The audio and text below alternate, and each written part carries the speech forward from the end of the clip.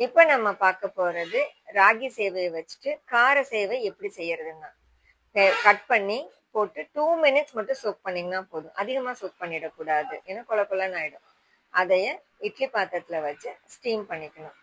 Steam பண்ணிட்டு எடுக்கும்போது gold வாட்டரை அது மேல லைட்டா ஸ்ப்ரிங்கிள் பண்ணீங்கன்னா நல்ல பஞ்சு மாதிரி வந்துடும்.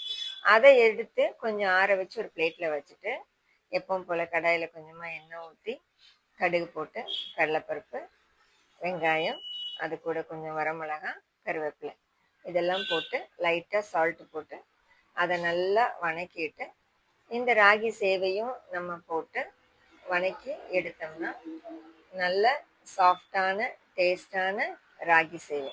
இதில் மைதா கொஞ்சம் கூட கிடையாது, கோதுமை ராகி மட்டும்தான் போட்டு செஞ்சுருக்கோம். ஸோ ஹெல்தியான பிரேக்ஃபாஸ்ட் டின்னர் வித் ராகி சேவை. இதை எங்கள் வெப்சைட்டில் ஆர்டர் பண்ணி எக்ஸ்பீரியன்ஸ் பண்ணி பாருங்கள், என்ஜாய் பண்ணி பாருங்கள்.